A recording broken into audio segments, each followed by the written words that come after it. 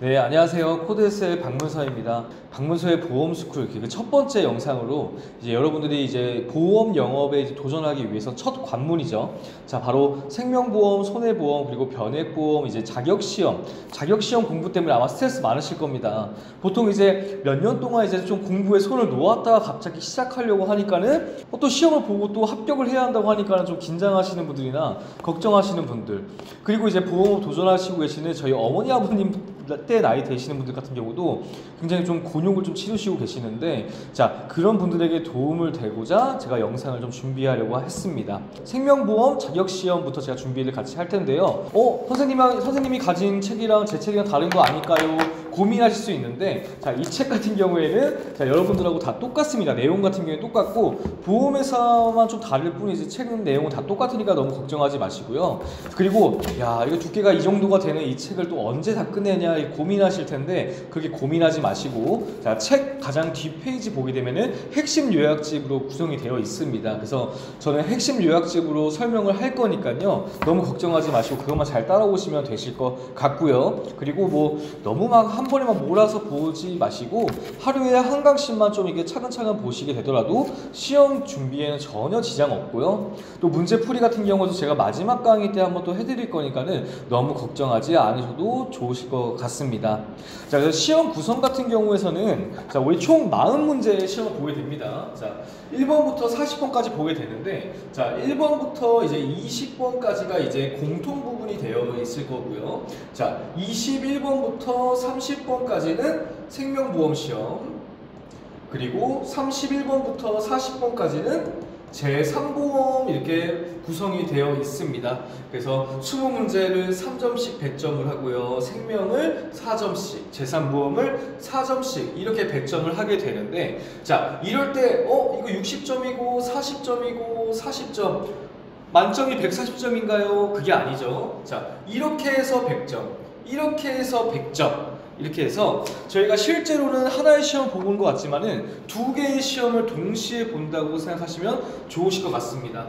자, 그래서 이거 100점 만점 해가지고 60점 이상이 돼야 될 것이고요. 그리고 이렇게 두 가지, 공통과 제3보험 해가지고 60점 이상이 둘 다 돼야지만이 내가 판매 자격을 다 획득했다, 다 취득했다라고 생각하시면 되실 것 같습니다. 그래서 그러면 뭐야, 나 시험 하나만 보는 줄 알았는데 두 개 봐야 되는 거야? 라고 생각하실 필요 없고요. 어차피 한 번에 쫙 공부하고 나서 문제 딱 보게 되면은 이거 내가 들었던 건데, 이거 내가 봤었던 건데, 이렇게 딱 내용 생각나실 거니까 이 강의만 잘 따라오시면 되실 것 같습니다. 그래서 첫 장 같은 경우에는 뭐 제가 이런 식으로 뭐 설명도 드리지만은 그냥 맛보기로 몸 풀고 넘어간다, 이런 생각하시면 좋으실 것 같아요. 그래서 어차피 제가 생각하기로는 영상이 이제 뭐 하나당 뭐 한 1시간도 채 안 될 거라고 예상이 됩니다. 한 40-50분 정도 예상을 하는데, 그렇게 해서 대충 한 10개 정도 될 것 같아요, 제 생각에는. 그래서 다른 이야기도 제가 재밌는 얘기를 많이 해드리고 싶지만은, 요번에 이 시험 준비 강의 같은 경우에는 내가 시험에 붙을 수 있을 정도까지만 좀 이렇게 집중하겠다, 요 정도로만 생각하시면 되실 것 같습니다. 핵심 요약집만 준비를 하시면 되실 것이다. 자, 여기 맨 뒷장에 핵심 요약집 준비되어 있으시죠? 자, 이것만 하시면 된다라는 거 너무 걱정하지 마시고요. 그리고 만약에 제가 이 핵심 요약집에는 내용이 없는데 꼭 필요한 내용이다 라고 한다면 제가 무조건 말씀드릴 거니까, 제가 필기하라는 부분, 체크하라는 부분은 무조건 체크해 주시면 좋으실 것 같습니다. 자, 그럼 첫 번째 우리 강의 시작하겠습니다. 자, 생명보험의 의의와 기능 되어 있습니다. 이게 모든 공부를 할 때 가장 첫 번째 장이 제일 재미가 없죠. 막 이론, 역사, 의의, 기능 막 이런 거 하다 보니까는 재미가 없어요. 그래서 제가 최대한 빠르게 넘어가도록 해보겠습니다. 자, 첫 번째 생명보험의 의의 되고요. 상부상조 정신을 바탕으로 사망 등 불의의 사고로 인한 경제적 손실을 보전하기 위한 준비제도이다 해가지고, 만에스 1위는 만인을 위하여, 만인은 1인을 위하여라고 되어 있는데, 네, 거기다가 꼭 체크를 해주십시오. 그 만인은 1인을 위하여, 1인은 만인을 위하여를 얘기한 사람이 만에스라는 사실 정도는 좀 기억을 해 두셔야 됩니다. 자, 두 번째, 우연한 사고를 대비하는 보장 기능과 재산을 마련하는 저축 기능을 동시에 갖추고 있다라고 되어 있습니다. 자, 우리 한번 생명보험을 지금 판매하려는 준비를 하시는 분 한번 생각해 봅시다. 자, 생명보험이라고 한다면은 가장 먼저 떠오르는 게 사망보험금 있잖아요. 그래서 보장, 내가 사망했을 경우에 우리 유가족들을 위한, 내 가족들을 위한 보장은 물론이고요. 그리고 우리 연금, 이런 거 생각하시죠? 생명보험의 연금 상품, 나의 노후까지도 보장을 받을 수 있는 보장 기능과 저축 기능 동시에 갖추고 있는 게 바로 생명보험이다라고 생각하시면 된다라는 거, 꼭 그 두 가지 같이 꼭 기억해 주시고요. 자, 그리고 바로 또 역사로 넘어가도록 하겠습니다. 제가 이거 보통은 다 암기 부분이어서 제가 그렇게 많이는 안 하는데, 자, 보겠습니다. 자, 역사, 고대, 중세, 근대. 자, 이렇게 대표적인 키워드로만 우리가 기억을 하고 넘어갈 겁니다. 자, 생명의 역사는 처음에 고대에 에라노이, 그리고 또 하나 또 뭐 있죠? 자, 하나가 콜레기아가 있습니다. 콜레기아. 자, 이거 두 가지 외우시면 돼요. 아, 고대에는 생명보험 같은 그 기능을 해줬던 게 바로 에라노이와 콜레기아가 있구나 해서 그 키워드만 또 하겠습니다. 자, 에라노이 같은 경우에는 종교 이렇게 들어가게 되면 그냥 에라노이구나, 에라노이는 종교구나, 에라노이는 종교구나 생각하시면 되실 것 같고요. 자, 콜레기아는 상호부조가 키워드라는 거.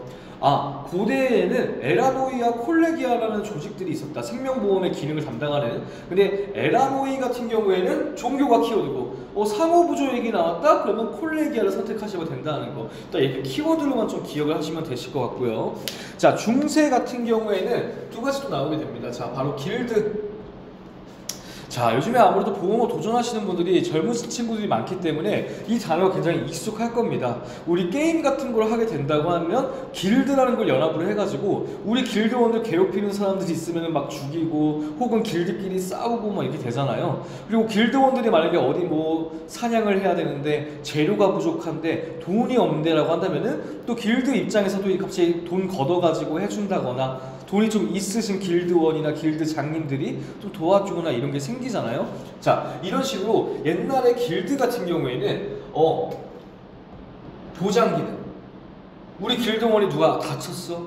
우리 길드원이 누가 죽었어? 그러면 우리가 막 돈도 막 대줬다라는 겁니다. 돈도 대줬다라는 거. 그래서 보장을 해주는데 사망 또한 다 해줬다는 거. 사망도 해줬다. 제가 이걸 굳이 쓴 이유 같은 경우에는 가끔씩 오답 문제에 이런 식으로 나오게 됩니다. 자, 중세시대의 길드는 사망을 제외하고 모든 것들을 같이 도와줬다, 보장해줬다, 이런 게 있는데 사망까지 모든 걸 보장해줬다라는 거죠. 길드원의 어떤 남편이 죽었다, 어이구 그 집 불쌍하네, 그 집 이제 돈 벌 기회가 없구나, 그러면 길드원들이 다 같이 해가지고 좀 돈을 좀 줬다라는 거, 그런 거 꼭 기억해 주시면 되실 것 같고요. 자, 또 그 중세시대에 이게 가장 중요한 겁니다. 그 밑에 있는 거 별표 쳐주시죠. 별표. 바로 톤틴연금이라고 있습니다. 톤틴연금. 자, 톤틴연금 꼭 별표를 해주시고요. 제가 그 설명부터 먼저 읽어보겠습니다. 자, 톤틴연금이라고 한다면은 국고의 유효자금을 융자해주는 자에 대하여 원리금을 지불하는 대신 종신연금을 지급한다라고 되어 있습니다. 이게 무슨 말이죠? 이게 무슨 말이야?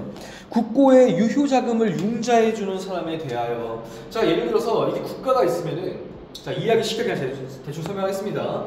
국가에다가 돈을 주는 사람들, 국고에다가 돈을 넣어주는 사람들, 돈을 넣어주는 사람들인 거예요. 유효자금을 대주는 사람들이 있다라고 하는 겁니다. 그럼 우리 그냥 대충 그냥 귀족이라고 한번 생각해봐요. 돈 많은 사람들, 뭐 귀족, 뭐 재벌, 뭐 이런 사람들이 있겠죠. 자, 이런 사람들이 국고의 유효자금, 국가가 필요한 돈들에 대해서 조금 더 돈을 주는 겁니다. 근데 요즘 시대에 공짜가 어디 있습니까? 그렇죠? 돈을 빌려준 거잖아요. 이 재벌, 이 귀족이 돈을 국가에 빌려준 거잖아요. 그러면 원래 뭘 줘야 돼요? 뭘 줘야 되느냐? 바로 이자를 줘야 됩니다. 이자. 우리 보통 대출 받게 되면은 이자와 원금을 동시에 갚는 원리금 방식 뭐 이런 거 쓰잖아요. 그렇죠? 이런 식으로 국가가 귀족이나 재벌한테 돈을 빌렸으니까 원리금을 갚아야 되는데 이거를 갚지 않겠다는 얘기하는 겁니다. 이거 너무 양아치 아니에요? 생각하실 수 있죠. 자, 원리금. 내가 돈 빌린 거에 대해서 원래 원금과 이자를 동시에 돌려줘야 되는데 그렇게 하자고 뭘 주겠다라고 얘기한다? 바로 너네 죽을 때까지 내가 연금으로 줄 테니까는 원리금은 받지 마라 라고 얘기하는 게 바로 톤틴연금이다. 귀족이나 재벌, 돈 많은 사람들이 국고에 유효자금, 돈을 대줬으면은 원래 원금과 이자를 갚아야 되지만 그거 말고 나 지금 당장 갚을 돈 없어. 그러니까 나중에 너네 늙고 힘없고 돈 못 벌 때 뭐로 주겠다? 종신연금으로 주겠다라고 얘기하는 게 바로 톤틴연금이다라는 거. 이거 꼭 기억해 주시면 좋으실 것 같습니다. 이거는 문제가 굉장히 자주 나옵니다. 역사에서 무슨 문제가 나왔다? 그러면 이게 나올 확률이 정말 가장 높다라는 거. 그래서 꼭 기억해 주시고, 이 톤틴연금은 그래서 무엇을 위해서냐? 자, 그럼 톤틴연금이 무엇을 위해서냐? 바로 국가를 위해서다. 자, 뭐 이건 여담이지만 이 톤틴이 은행가입니다. 은행가인데 문제 오답에 이런 거예요. 은행의 자본 건전성을 위해 자본을 중축하기 위해서 톤틴연금을 시행했다라고 나오게 되면 오답이 되는 거겠죠. 아까도 제가 예시를 들었지만은 국가에 돈 대준 사람들한테 그렇게 해준다는 거. 그래서 국가를 위해서 한 것이고 종신연금을 지급을 하겠다라고 했던 게 바로 톤틴연금이다. 그래서 톤틴연금에 대한 키워드도 국가를 위해 시행한 제도이고 종신연금으로 돈을 갚았다. 이걸 꼭 기억해 주시면 되실 것 같습니다. 굉장히 중요한 거니까는 어려운 내용도 아니죠. 일단 바로 좀 암기를 좀 해주시면 좋으실 것 같고요. 자, 또한 근대 같은 경우에는 단 하나만 기억해 주시면 됩니다. 근대에는 어떤 것만 기억하냐? 바로 에퀴탑을. 그러니까 이름도 막 어색해요. 평소에 우리가 자주 쓰던 단어도 아니죠. 거기다가 이게 뭐 조합도 이상해. 에퀴탑을. 그래서 최초의 근대적 생명보험사의 그 체계를 갖췄던 게 바로 에퀴타블이다 해가지고 고대, 중세, 근대 각각의 키워드들만 조금만 기억해 두시게 된다면은 우리가 문제를 풀 때도 전혀 지장이 없다라는 거를 꼭 기억하면 좋을 것 같습니다. 자, 고대에는 에라노이와 콜레기아가 있는데 에라노이는 종교, 콜레기아는 상호 부조 조합이다. 자, 중세에는 길드, 사망 또한 다 해주고 부상, 가난 이런 것들, 빈곤 이런 것까지 길드는 다 도와줬다라고 했던 게 바로 길드라는 게 있었고, 중세 시대에 가장 중요한 톤틴연금, 국가를 위해서 시행한 제도이면서 돈을 빌린 다음에 원리금을 갚는 게 아니라 바로 종신연금을 지급했다. 이게 바로 톤틴연금의 제도가 중세 시대에 있었다는 거. 자, 근대는 에퀴탑을 이거 하나만 기억해 주시면 되겠네요. 자, 벌써 저희 2장이나 했어요. 그렇죠? 이런 식으로 좀 빠르게 넘어갈 겁니다. 근데 어렵지 않으시죠? 이 용어가 좀 어색할 뿐이지 문제 풀다가 혹은 복습하다가 제 목소리가 들린다고 한다면은 일단 성공입니다. 무조건 시험 합격할 수 있고요. 자, 그 다음에 우리나라의 생명보험으로 넘어가게 됩니다. 우리 아까 그거 같은 이거는 생명보험의 진짜 역사라고 본다면, 자, 우리나라에도 보험이 지금 들어와 있잖아요. 그럼 우리나라의 역사는 어떠냐라는 것만 좀 봐주시면 좋으실 것 같습니다. 자, 이것도 쫙 연도별로 있으니까는 이거 연도별로 되어 있는 거 내가 외워야 되나 생각할 수 있는데, 네, 외우셔야 됩니다. 예, 여기서도 또 문제가 한 가지 나올 수가 있기 때문에 아무래도 우리나라 시험이잖아요. 그러니까는 우리나라 문제가 좀 나올 가능성이 있지 외국보다는 좀 그렇다는 거. 자, 우리나라 한번 시작해 볼까요? 자, 첫 번째, 자, 사만시대 나옵니다. 사만시대. 야, 여기부터 올라가는구나 이런 생각 드실 수 있어요. 사만시대까지 올라가느냐. 자, 사만시대가 있고 그 다음 신라시대. 야, 이거 보험 공부하러 왔는데 갑자기 역사 공부하고 있는 느낌이 들죠. 자, 그리고 조금 점프해 볼까요? 1876년 1921년. 자, 야, 이걸 외워야 되나요? 네, 알고 계시는 게 좋습니다. 시험 합격 한 번에 해야 되니까요. 자, 그리고 1960년대, 1970년대, 80년대, 90년대, 2000년대까지 있습니다. 참, 저도 사실 이거 강의를 하면서 이 부분은 사실 좀 강의를 하고 싶지 않아요. 그러니까는 그냥 암기하면 된다라고 제가 얘기를 하고 싶은데 암기도 그냥 하면 좀 골치 아프시죠. 괜히 막 써가면서 어차피 한 문제 나올까 말까 하는 곳인데, 그러니까는 저랑 같이 한번 쑥 보시면서 복습할 때도 쑥 제가 했던 이야기를 떠올리시면 금방 할 수 있다는 거. 자, 봅시다. 자, 사마시대 같은 경우에서는 가장 대표적이었던 우리 보험과 같은 게 바로 개라는 게 있습니다. 오, 익숙해. 우리 요즘에도 개모임 하잖아요. 그렇죠? 개모임 해가지고 우리 어떤 거 하나요? 다 같이 맛있는 거 먹거나 다 같이 여행 가거나 혹은 그 개 모임에 있는 사람에 무슨 일이 생겼다라고 한다면은 아이고 우리 개삐로 지금 이 정도 모였으니까 조금 도와줍시다 이럴 수도 있잖아요. 그렇죠? 그거의 시초가 됐던 게 바로 사만시대의 개다. 그래서 이것도 어떻게 외우냐? 자, 좀 오글거립니다. 자, 삼계탕. 자, 삼계탕이라고 외워주시면 되고요. 자, 신라시대에는 보라는 게 이 개와 좀 비슷하게 있었다고 해요. 야, 우리 보 모임 모여. 자, 우리 보 식구들 모여. 이런 식으로 있다고 생각합시다. 자, 이것도 보신탕. 아, 사만시대에는 개, 삼계탕. 신라시대에는 보신탕. 이렇게 외워주면 되고요. 자, 1876년. 자, 이때부터 본격적으로 보험이라는 얘기가 나오는데, 자, 거기 한번 밑줄 한번 칠 겁니다. 강화도 조약 체결 이후 한번 체크 한번 해주시고요. 그리고 일본을 꼭 체크해주세요. 일본의 생명보험회사가 국내에 대리점을 설치하면서 처음 도입됐다. 아, 1876년에 강화도 조약이 체결됐고요. 강화도 조약. 그리고 일본까지가 키워드입니다. 일본. 자, 1876년 강화도에 체결됐다. 이거 불균등 조약이었죠. 그리고 나서 일본이 들어왔다.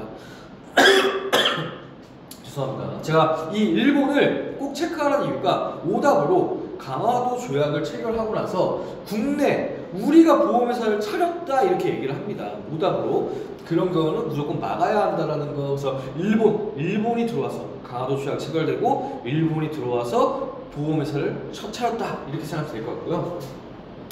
1921년 돼서야 우리나라 최초의 생명보험회사 조선생명 주식회사 보고서 나옵니다. 뭐 저 이름도 잘 모르겠어요. 근데 알고 있으면 됩니다. 조선생명보험 주식회사가 이게 생겼다. 1921년도 돼야 우리나라가 생겼지 1876년대에는 일본 거가 있었다라고만 생각하시면 되실 것 같아요. 자, 그리고 나서 60년대, 70년대, 80년대, 90년대 계속 넘어갑니다. 자, 60년대도 키워드만 기억하면 됩니다. 키워드 바로 단체보험입니다. 단체보험. 자, 한번 상상의 나래를 좀 펼쳐봅시다. 좀 이렇게 이해하기 쉽게. 자, 60년대를 보게 되면은 딱 이런 얘기가 들어요. 굉장히 그 이제 산업 발전을 해야 되다 보니까는 노동자가 굉장히 많은 곳을 한번 생각해 봅시다. 막 경부고속도로 막 짓고 막 그런 걸 한번 상상해 봐요. 노동자가 워낙 많다 보니까는 그 사람들이 다치면 또 안 되잖아요. 그렇죠? 그래서 단체 보험이 굉장히 성장을 했다라고 생각하시면 되실 것 같습니다. 단체 보험이 굉장히 성장을 했다. 그리고 70년대 그 반대로 단체 보험 하니까 좀 괜찮네. 야, 이거 일반 국민들한테도 얘기를 해야겠다 해가지고 70년대에는 개인 보험이 성장을 합니다. 개인 보험. 60년대는 그 노동자들 쫙 많은 거 상상하시면서 아, 단체가 성장을 했구나. 그 다음에는 이게 좀 돈이 되니까 70년대 개인 보험이 좀 성장을 했구나. 이렇게 좀 기억을 해주시면 될 것 같고요. 1980년대는 그냥 성장입니다. 단체 보험이든 개인 보험이든 계속 성장하고 있었다라고만 생각해 주시면 되실 것 같고요. 자, 1990년대, 이제 좀 가까워졌죠. 90년대 같은 경우에서는 어떻게 생겼느냐? 바로 보험시장의 개방. 보험시장의 개방과 금융의 자율화가 이루어집니다. 금융의 자율화. 자, 이게 무슨 말이냐? 60년대, 70년대, 80년대 이렇게 개인보험, 단체보험 성장하고 노동자들 가입해주고 막 이럴 때는 그냥 이해하기 쉽게 그냥 국가가 그 보험을 관리했다고 칩시다. 근데 국가가 개인보험까지 관리하다 보니까 전 국민을 다 관리해야 되는 거야. 야, 이거 쉽지가 않아. 그래서 보험시장을 개방해줬습니다. 야, 조건되고 돈 있고 좀 이게 청렴한 애들 있으면은 보험사업 해봐라 하면서 금융의 자유도 주고요. 보험시장까지 개방을 해준 거예요. 어디로? 민간으로 개방을 해줬다 이겁니다. 자, 그러다 보니까 이때 어떤 게 생겼느냐? 우리 어머니 아버님 기억하실 거예요. 막 대한생명이라든가 지금은 하나생명이죠. 그리고 뭐 삼성화재, 삼성생명 이런 것들이 쫙 생기기 시작했다는 얘기가 되는 겁니다. 그럼 여러 보험사가 생겼으니까 올해는 처음에 국가 하나였잖아요. 선택권이 없었어. 근데 이때 되니까는 회사가 많이들 생기게 되다 보니까 어떤 게 되느냐? 바로 경쟁체제가 되었다라고 기억합니다. 경쟁체제. 보험회사들끼리 우리 회사께도 좋아요. 우리 회사가 더 보상 잘 나갑니다 하면서 경쟁체제, 지금의 체제가 성립되어 있다라고 생각을 하시면 되실 것 같습니다. 그리고 2000년대 같은 경우에서 넘어갔을 때는 어떤 게 했느냐? 자, 이것도 여러분 다 경험 있을 겁니다. 자, 방카슈랑스 있습니다. 방카슈랑스. 자, 방카슈랑스. 자, 이거는 불어입니다. 불어인데 어떤 거랑 합성어냐? 바로 뱅크, 은행, 그리고 플러스 자 인슈런스, 자 인슈런스, 보험, 은행 보험이란 뜻입니다. 은행 보험.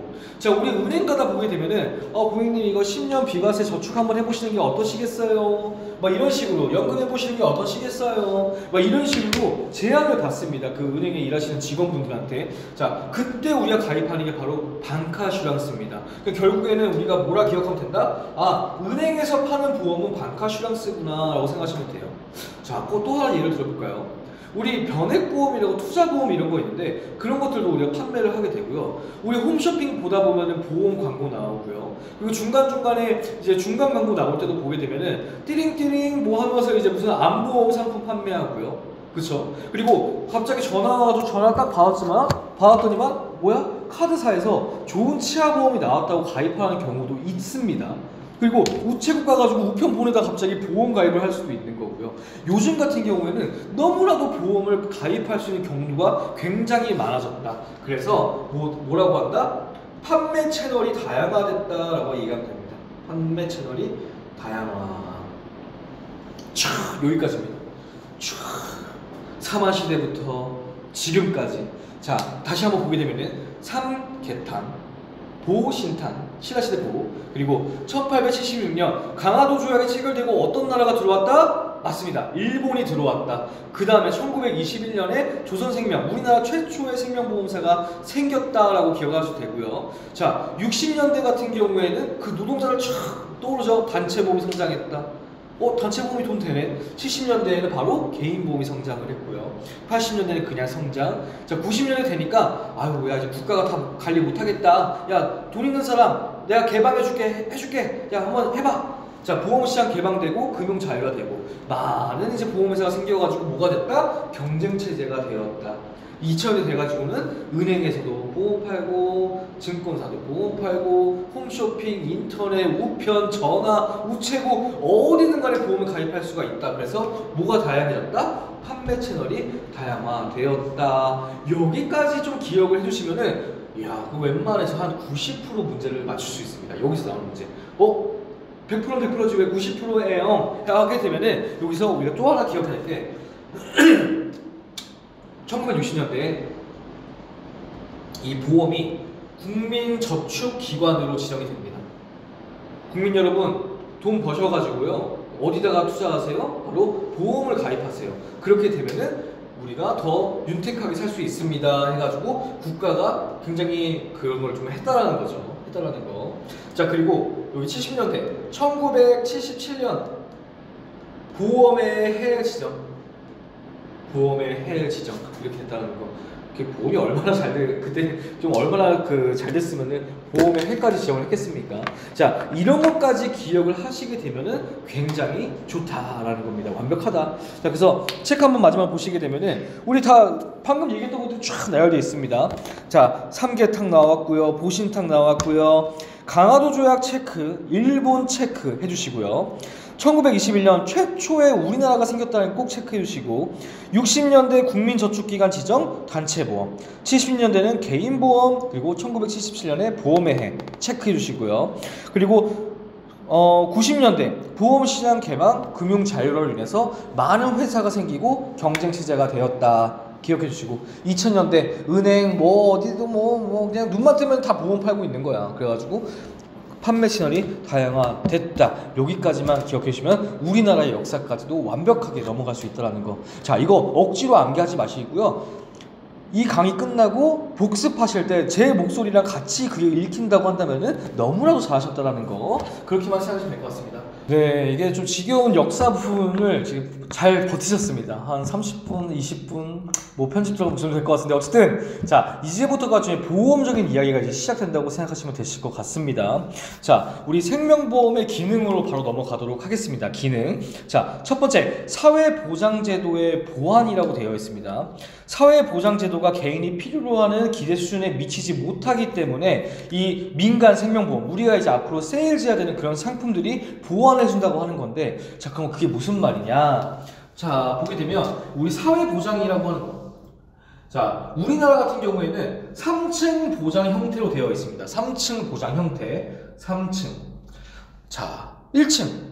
가장 밑바닥에 있는 게 뭐다? 바로 사회보장입니다. 사회보장. 그리고 그 다음에 있는 게 공공보장. 자, 그 다음에 개인보장. 이런 식으로 넘어갈 수가 있다라고 생각하시면 되실 것 같습니다. 공공? 아니, 기업. 공공이 아니라 똑같은 말이죠. 공공이랑 사회랑. 자, 기업 보장. 자, 이런 식으로 되어 있다고 생각하시면 될 것 같습니다. 자, 그래서 우리 예시라고 보면, 자, 사회 보장 같은 경우에 어떤 것이냐? 바로 이런 겁니다. 최저 국민 소득 보장, 최저 의료 급여, 최저 생활비. 자, 이런 식으로 국가가 우리 국민한테 해주는 보장이 바로 사회보장이라고 생각하시면 될 것 같습니다. 그러면 그 수준이 어떤 거냐면은 아까 제가 말씀드렸던 것처럼 최저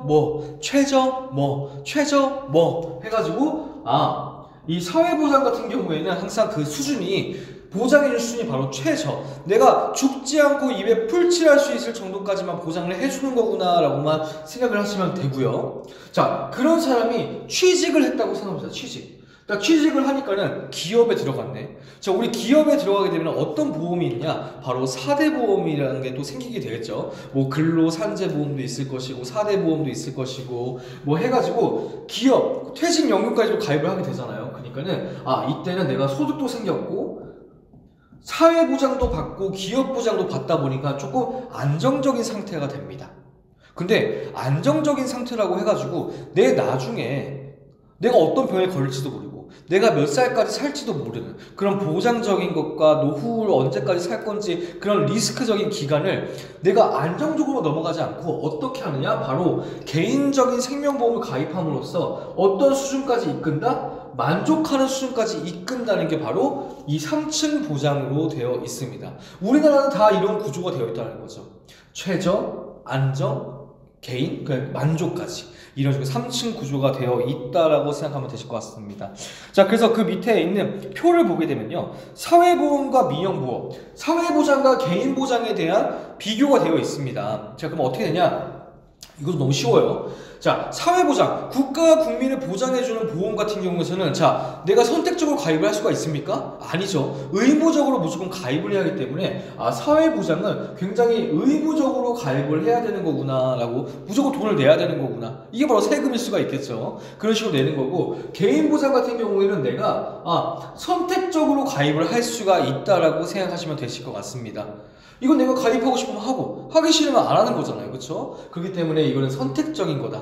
자, 또한 내가 만족하고 싶어가지고 개인 보장을 가입했어. 그러니까 내가 보장받고 싶은 금액이라든가 내가 나중에 받고 싶은 연금이라든가 이게 어떤 거에 따라 달라지냐 이겁니다. 자, 사회보장 같은 경우에는 내가 엄청 많이 낸다고 해가지고 엄청 많이 보장을 받을 수가 있느냐 없느냐? 바로 없다. 그러니까 정해져 있다는 겁니다. 정해져 있다. 하지만 이 개인 보장 같은 경우에는 내가 만약에 돈이 많아. 그리고 나는 나중에 암 걸리게 되면 한 10억씩 받고 싶어. 가능할까요? 바로 가능하다는 겁니다. 그냥 내가 보험료만 많이 내게 되면은 10억 받을 수 있고 사망보험금 100억 받고 싶어? 그러면 내가 그냥 돈만 많이 내면은 받을 수가 있다는 겁니다. 적게 내면 적게 받고 많이 내면 많이 받고 이것들이 가능한 게 바로 개인 보장이다. 다시 정리하게 되면은 사회는 최저고 의무다. 그리고 개인은 만족스러운 그 수준까지 올릴 수 있으려고 가입하는 거고 선택적으로 내가 돈 낼 수 있을 만큼 가입할 수 있다. 그 정도까지만 기억을 해주시면 되실 것 같습니다. 오케이. 자, 여기서 사회보장에 대해서 좀 더 확대를 한번 해보겠습니다. 사회보장. 정확히 사회보장은 뭐가 있는 것인가 한번 생각을 해볼게요. 자, 사회보장 같은 경우에 또 세 가지로 나뉩니다. 세 가지로. 자, 첫 번째 사회보험. 자, 첫 번째 사회보험으로 나뉘게 되고요. 자, 그 다음에 공공부조가 있네요. 공공부조, 사회서비스. 자, 이렇게 세 가지로 나뉘게 됩니다. 사회보험, 공공부조, 사회서비스. 이런 세 가지를 바탕으로 국민들을 최저 수준으로 보장을 해준다고 하는 건데, 자, 사회보험 같은 경우가 가장 기초적인 게 바로 4대 보험 얘기하시면 될 것 같습니다. 4대 보험 플러스 뭐가 있느냐? 바로 장기 요양보험.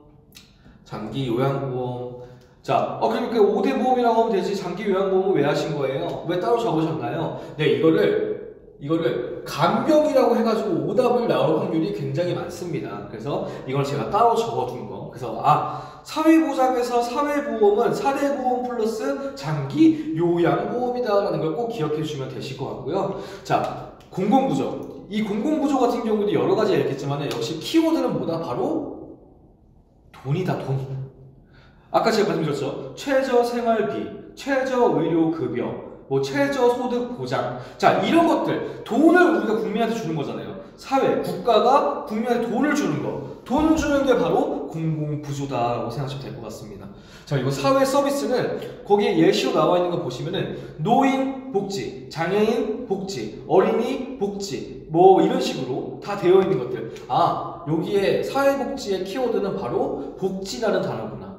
그래서 문제 중에 다음 중 사회보장 중에서 성격이 다른 것 하나는 이런 식으로 나오게 된다는 거죠. 그러면 돈 관련되어 있는 거는 공공부조고, 복지 써 있으면 사회서비스고, 사대보험과 장기요양보험이 써 있으면 그냥 사회보험이고, 그러니까 이렇게 생각하면 된다는 거. 너무 쉽죠? 자, 그래서 이 키워드로만 조금 생각을 하시게 되면 아무런 문제가 없다라는 거 생각하시면 될 것 같고요. 자, 그 밑에 바로 또 넘어가겠습니다.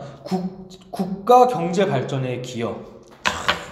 국가 경제 발전에 기여한다. 생명보험이 아니 그냥 개인이 가입하면 되는 건데 무슨 국가 경제 발전 기여라는 큰 틀까지 얘기를 하느냐라고 하실 수 있겠지만은 거기다가 별표 한번 쳐주십시오. 별표.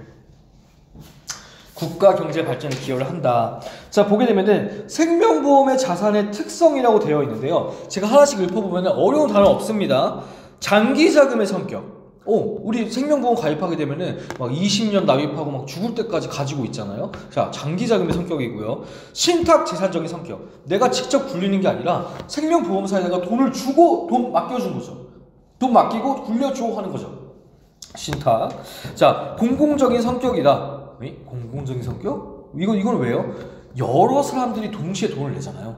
그쵸? 그 중에 누가 한 명이 죽게 되면은 그 보험료들을 가지고 또 그걸 보장해 줄 거 아닙니까? 그쵸? 그러니까 내가 모르지만 어떤 누군가 그 생명보험사 가입자가 사망했어. 그러면 그 사망보험을 지급할 때 내 돈도 거기에 들어가 있을 가능성이 있다라는 겁니다. 나도 나중에 사망보험을 받게 될 때 남의 돈이 있을 수 있고, 그러니까 좀 공공적인 성격이 있다 라고 생각하시면 될 것 같고요.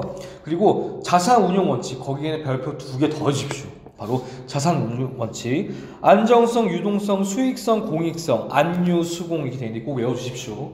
자, 이걸 우리가 한번 외워보게 되면 이런 식으로 되어 있습니다. 자, 보험회사가 있습니다. 자, 보험회사가 있는데 보험회사가 돈을 어떻게 벌어요? 돈을 뭘로 봅니까? 뭐로 돈 벌어요? 바로 보험료로 돈을 벌입니다. 보험료가 들어올 거 아닙니까? 자, 보험료가 들어왔는데 이 보험료들을 회사가 가만히 가지고만 있다가 누가 죽었어요 하고 돈 주고, 누가 다쳤어요 돈 주고, 누구 연금 받을 때예요 돈 주고 하게 되면은 이 회사 먹고 남는 돈이 있나요 없나요? 없다라는 겁니다. 그러면 이 회사도 어떻게 돈을 불려야 될 거 아니에요? 이 돈을 받은 돈을 불려야지만 될 거 아닙니까? 그게 바로 투자를 해야 한다는 겁니다. 투자를 해야 한다는 거. 그럼 그 투자를 어디다 할 거냐, 그리고 어떤 원칙으로 할 거냐라는 게 바로 지금 제가 강의하고 있는 이 챕터 부분입니다. 자, 그럼 투자를 하게 되면 어떤 원칙을 가져야 되냐? 안정성, 유동성, 수익성, 공익성. 자, 이런 4가지의 성격을 고루 갖춰가지고 투자를 해야 한다라는 이야기가 될 수가 있습니다. 자, 그러면 여기서 어려운 단어 있나요? 자, 안정성. 보험사는 거 자기 돈 아니잖아요. 고객님들 돈이니까 안정적으로 해야 된다. 수익성. 아니, 얘네가 돈을 많이 벌어요. 회사가 자본 건수이 커져야 고객님들도 보장을 잘 받을 거 아닙니까? 그쵸? 그래서 수익성 좋아야 되고. 공익성. 보험회사 돈 아니죠? 여러 사람의 돈이죠. 그러니까 공공적으로 굉장히 올바르게 투자를 해야 한다. 이거 어렵지 않죠. 그쵸? 그래서 유동성. 이 유동성은 무엇이냐 이겁니다. 유동성.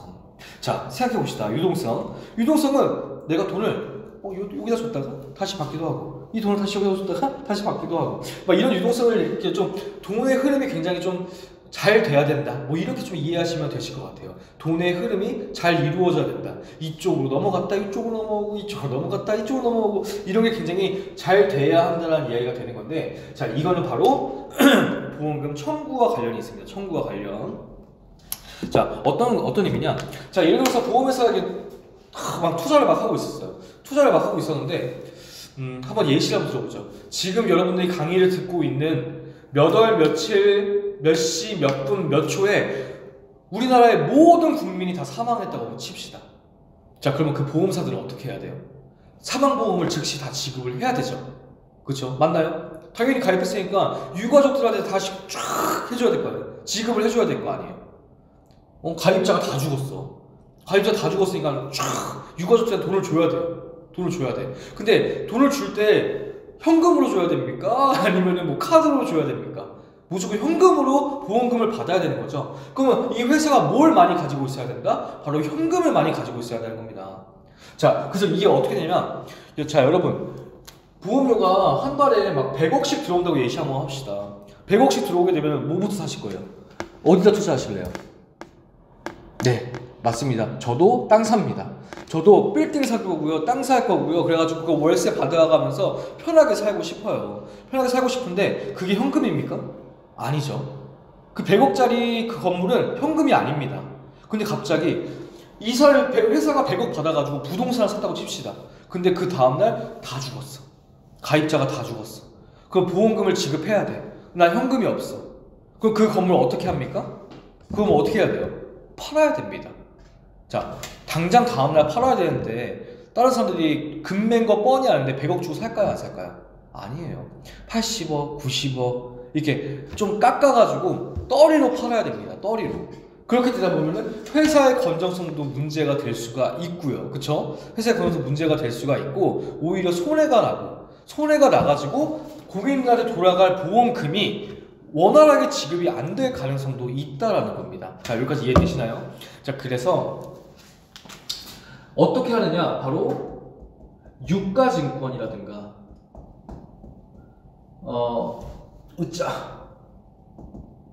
대출 채권이라든가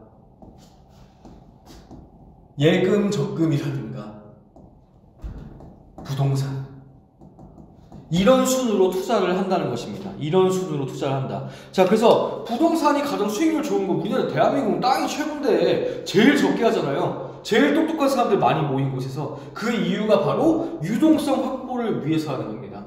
자, 유가증권 뭐 채권이라든가 주식이라든가 팔면 돈 바로 나오잖아요. 그렇죠? 그러니까는 그거 됐고, 대출채권도 채권을 내가 팔았으니까 돌아오면 그냥 돈 되는 겁니다. 돈 되는 거예요. 하지만 이런 부동산이나 이런 것들은 잘 안 한다라는 거. 그래서 유동성은 고객님들한테 원활하게 보험금을 지급할 수 있어야 되기 때문에 들어오는 돈의 일부분은 어디다 한다? 바로 현금화가 가능한 곳에다가 넣는다. 이게 핵심입니다. 이게 핵심. 자, 이해되시나요? 자, 다시 처음부터 정리 한번 해보게 되면은, 자, 회사는 고객님들의 보험료를 모아가지고 투자를 하는 회사다. 그 투자가 원활하게 이루어져야지만이 이 회사가 성장을 하게 되고 고객님들이 보험금을 원활하게 받을 수 있다라고 했습니다. 그렇기 때문에 안정적인 데다 투자를 해야 되다 보니까는 유가증권이나 대출채권에 투자를 많이 하게 되고요. 수익성도 확보를 해야 되니까는 주식에다가 투자를 하는 겁니다. 공익성이 있다 보니까는 이것들을 투명하게 다 공개를 해야 되는 것이고요. 자, 근데 유동성, 불의의 사고로 인해 가지고 만약에 그 보험금이 일시에 많이 지급돼야 되는 경우가 있을 수 있잖아요. 그렇기 때문에 바로바로 현금화할 수 있는 자산에다가 많이 투자를 해놔야 된다. 어떻게? 일부분 투자를 해놔야 한다라는 겁니다. 부동산에다가 만약에 투자했을 때 아까 제가 예시를 말씀드렸죠. 부동산에다가 몰빵했어. 대한민국 땅이 짱이다. 하지만 갑자기 보험금이 엄청 많이 나가야 돼. 그때는 이거 다 떨이로 팔고 뭐하고 이 회사 파산 신청하고 부도나고 끝난다는 겁니다. 고객님들은 보험금도 제대로 받지 못하고. 그래서 이 보험사는 유동성 확보가 굉장히 중요한 거다. 그래서 자산 건전성을 이제 평가하는 그 기준도 있습니다. 뭐 지금 여러분들 모르셔도 되겠지만은 자산 건전성 평가에 현금을 얼마 정도 가지고 있느냐 이거를 꼭 알아둬야 한다는 거 좀 말씀드립니다. 죄송합니다. 자, 그 다음에 넘어가 볼게요. 자, 이 부분이 조금 어려우실 수 있는데 그게 어렵지 않다라는 거. 이게 그러니까 제가 말씀드리고 막 이런 단어들이 좀 어려울 수는 있을지언정 제가 하는 말들이 머릿속에 떠오르면 그게 문제가 되지 않는다라고 제가 말씀드렸습니다. 그래서 이해 안 되시면 이 영상 다시 한번 보시면서 책 보시잖아요. 그럼 전혀 뭐 고민하실 거 없다는 거. 그리고 정 모르시겠다라고 한다면은 저희 댓글에 달아주시게 되면은 제가 바로바로 답변 드리거나 할 수 있다라는 거 걱정하지 마시고요. 자, 그다음 옆에 페이지 넘어갈게요. 생명보험을 필요로 하는 사회적 배경입니다. 생명보험은 아까 말씀드렸던 것처럼 개인의 만족을 위해서 그냥 가입을 하는 건데, 지금 여기서 말하는 거는 생명보험이 필요하대요. 이 사회에. 왜 필요하냐라고 나오는데, 그게 바로 키워드가 바로 급격한 노령화입니다. 노령화.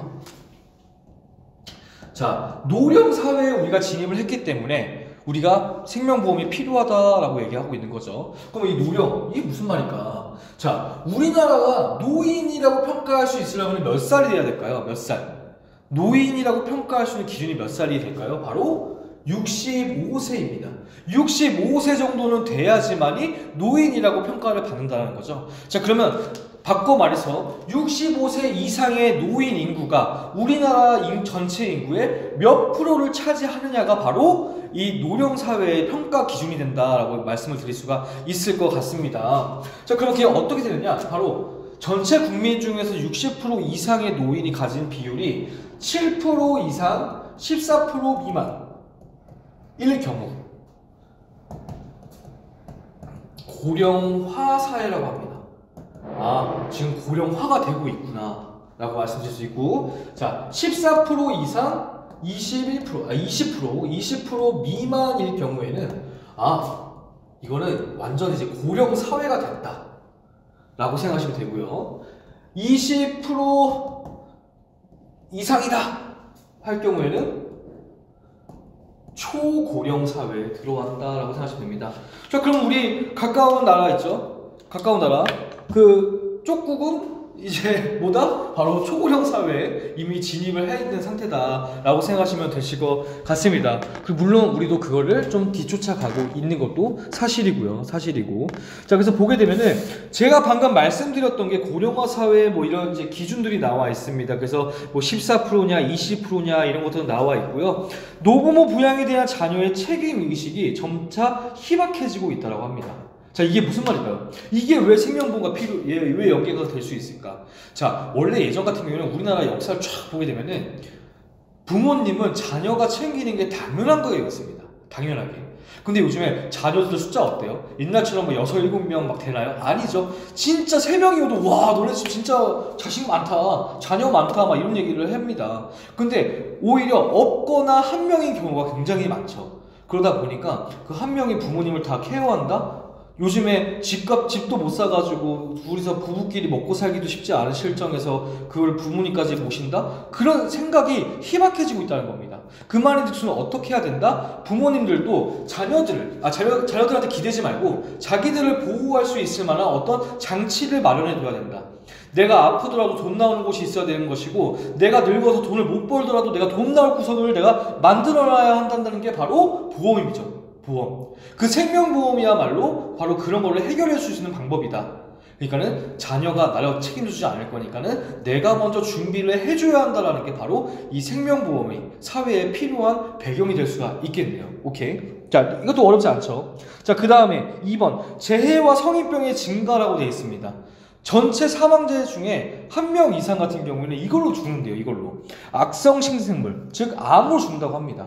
자, 지금 여러분 저 보고 있죠? 그리고 영상 보시고 있는 여러분 있죠? 그리고 머릿속에 떠오르는 친구 2명, 4명 있다고 한다면 그 중에 한 명은 암으로 사망한다고 하는 겁니다. 그만큼 율이 높다라는 거예요. 그만큼 율이 높다라는 거. 근데 그거에 대한 거를 누가 나를 이렇게 케어해줄 수 있다? 아니, 내가 케어해야 된다. 그래서 생명보험은 필요하다. 또 이렇게 논리를 잡을 수가 있을 것 같고요.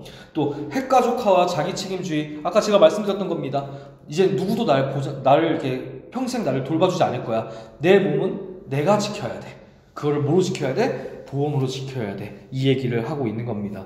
자, 어쨌든 이 문제도 하나 나올 가능성이 있습니다. 그러니까는 65세 이상이라는 거 꼭 기억하셔야 돼요. 꼭 기억하셔야 돼요. 꼭 기억하셔야 되고, 이거 세 가지는 어렵지 않죠? 7일은 7, 7이 14, 7, 3은 아니지만 20% 뭐 이런 식으로 꼭 기억을 해주셔야 한다는 거 꼭 기억하셔야 됩니다. 이거 진짜 중요해요. 65세 낚시 당하시지 말고.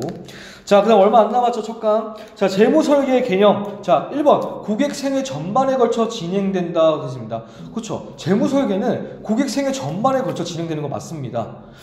짧게는 나 이번 달 월급 다음 달 월급 모아가지고 백 사야지 하시는 분들, 이것도 재무설계라는 거죠. 그리고 나서 내가 몇 년 있다 결혼하고 몇 년 있다 아기 낳고, 아기가 대학 갈 때 학자금 마련해야 되고, 우리가 애가 커가니까는 사춘기 때쯤에는 딴 방이 필요하니까는 결혼해서 막 아기 방 만들어줘야 되고, 아기 방 만들어 놨더니 말이야 이제 이 자식 커가지고 막 또 뭐 여러 가지, 자동차도 바꿔야 돼, 이사도 가야 돼, 애 결혼한대, 결혼 자금도 좀 대줘야 돼.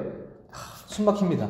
이런 것들이 평생 동안 이루어지기 때문에 고객 생애 전반에 걸쳐 진행된다. 그리고 고객 그 인생 전반에 걸쳐 진행된다? 엄청 긴 시간이죠. 장기 상품인 생명보험이 그거에 적합하다. 이런 식으로 결론을 좀 도출할 수 있을 것 같네요. 자, 그리고 재무 목표를 세우고 재무 상태와 현금 흐름을 파악하여 목표에 맞게 자신을 배분하고 투자를 실행하는 과정입니다. 그러니까 목표 설정도 우리가 함께 해야 한다는 겁니다. 고객님과 함께. 자, 예를 들어서 지금 공무원으로서, 공무원은 좀 그러네요. 이렇게 하죠. 월급 100만 원 받으시는 어떤 분이 있다. 근데 그분의 재무설계 목표가 뭐냐면은, 내가 나이 65세가 돼가지고 나는 만수르 같은 삶을 살 거야. 된다 안 된다? 안 된다. 안 된다. 그 중간에 어떤 이슈가 있지 않은 이상은 쉽지가 않죠. 그러니까 설정, 우리가 달성할 수 있는 목표를 설정하고 그 목표를 달성하기 위해 우리가 자산을 배분하고, 이게 바로 재무설계의 가장 기초다 생각하시면 될 것 같고요. 자, 마지막 재무설계의 필요성, 생애 소비 만족 극대화라고 되어 있습니다. 그거 체크해 주세요. 재무설계가 도대체 왜 필요한 거냐? 나 지금 그냥 나 혼자 잘 먹고 잘 살면 될 수 있을 것 같은데 그게 왜 필요한 거예요? 라고 생각하실 수가 있을 것 같은데, 자, 생애 소비 만족의 극대화라고 되어 있습니다. 자, 이게 어떤 말이냐? 우리가 보게 되면은 이 인생을 세 가지로 나누겠습니다. 세 가지로. 자, 신혼기, 중년기, 노년기, 이렇게 세 가지로 나눠볼게요. 자, 신혼기는 지출이 많을까요? 소득이 많을까요? 소득이 많다고 하시는 분들은 아직 결혼 안 하셨을 수도 있고요. 아직 결혼 안 하실 수 있습니다. 젊은 친구일 수도 있어요. 근데 신혼기 같은 경우에는 결혼을 하셨다고 하면 모두 느낄 겁니다. 입을 모아 지출이라고 할 거예요. 왜? why? 일단은 집 구하려고 대출 엄청 받았을 거고요. 그 대출 갚아내야 되니까는 벌어도 나가는 게 더 많다.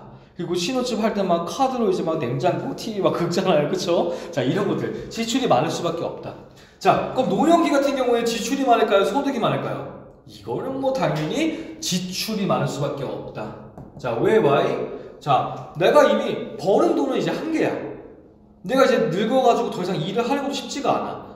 그러면은 일을 하려고 하더라도 엄청나게 고연봉을 받을 수 있는 일은 할 가능성이 굉장히 낮아. 그쵸? 그러다 보니까 내가 들어오는 돈은 적은데 내가 내 와이프랑 내 자녀랑 살려고 한다면은 계속 지출은 고정적으로 나가. 그러다 보니까 지출이 많을 수밖에 없습니다. 자, 그럼 중년기 어때요? 중년기 막 40, 50대 이럴 때는 어떻습니까? 40, 50대. 자, 이것도 지출이라고 말씀하시는 분들이 있을 수 있어요. 근데 저 또한 그렇게 생각을 합니다. 근데 이렇게 이론상 이때가 바로 지출 곡선보다 소득 곡선이 더 높아지는 시기라고 얘기를 합니다. 자, 왜냐면은 40, 50대가 되게 되면은 내가 사회적 성장으로서 가장 극한에 달아가지고 가장 연봉이 높을 때, 어떤 일을 하거나 어떤 기술을 하거나 이럴 때 경력도 가장 최고치에 달했을 때이기 때문에 가장 소득이 많다. 그리고 이 소득이 더 많을 때 그럼 잉여 소득이 생기잖아요. 이걸로 신혼기의 빚을 갚으면서, 그리고 노년기를 준비한다. 이게 바로 생애 소비 만족의 극대화입니다. 지금 이걸 듣고 계시는 분들이, 보고 계시는 분들이 지금 촬영해주시는 PD님하고 같은 표정일까봐 겁나네요. 아주 콧방귀를 끼고 있거든요. 근데 저도 사실 믿지 않아요. 믿지 않지만은 이런 식의 우리 이론상, 우리 시험만 보면 되잖아요. 그쵸? 이론상으로는 이런 식으로 되어 있다. 이렇기 때문에 우리가 잉여소득을 또 의미 없이 써버리게 되면은 나중에 노년기까지 힘들어지잖아요. 그러니까는 지금 재무 설계가 필요하다 말씀드리는 거고요. 자, 그리고 2번 미래 리스크 대비 물가는 상승하는데 직업은 내가 잘렸어. 그리고 아픈데 오래 살아. 이야, 이건 뭐 최악이죠. 물가는 올라가는데 내 소득은 없고 내가 지금 질병에 걸렸는데 안 죽고 오래 살아. 유병장수해. 돈이 너무 들 수밖에 없습니다. 그걸 해결할 수 있는 방법도 어떤 것이다? 바로 내 개인 보험을 잘 가입해 두는 수밖에 없다라는 거. 3번 사회 경제적 환경 변화에 대응. 가계 금융자산 증가, 금융상품의 다양화, 고용사회 진입했다. 자, 이런 것들 또한 우리 재무 설계가 필요하다라고 하는 겁니다. 이제 지금 시청하고 계신 분들도 이제 전문가가 되시려고 하시는 거잖아요. 그렇죠? 전문가가 되신 분들이 다른 분들, 조금 모르시는 분들이라든가 관심이 없으셨던 분들한테 우리가 권유할 줄 알아야 된다라는 것입니다. 자, 그래서 이렇게 우리 생명보험의 의무화 기능 1장의 내용을 끝내봤습니다. 그래서 제가 좀 말이 좀 빠를 수도 있었는데요. 제가 말이 빨랐던 이유 같은 경우에는 여기 내용은 많은데 그렇게 중요한 내용은 별로 없어요. 막 암기해야 됩니다. 그러니까는 만약에 너무 빨랐다 하시는 분들 같은 경우에는 좀 이렇게 배속을 설정하시던가 아니면은 한 번 더 보시면서 책과 함께 보시게 되면은 너무나도 쉽게 이해가 되실 거니까 걱정하지 마시고요. 그 다음 강의부터는 본격적으로 이제 보험을 조금 이렇게 파헤쳐 볼 거예요. 그러니까는 꼭 기대해 주시고, 이거는 실무에서도 필요한 내용이 앞으로 나올 거니까요. 기대해 주시고, 저는 다음 강의 때 만나 뵙도록 하겠습니다. 자, 1강 너무 고생하셨고, 지겹다고 안 보지 마세요. 굉장히 저도 열심히 재밌게 준비하려고 노력해 보겠습니다. 자, 오늘 너무 고생하셨습니다. 복습 잊지 마세요. 감사합니다.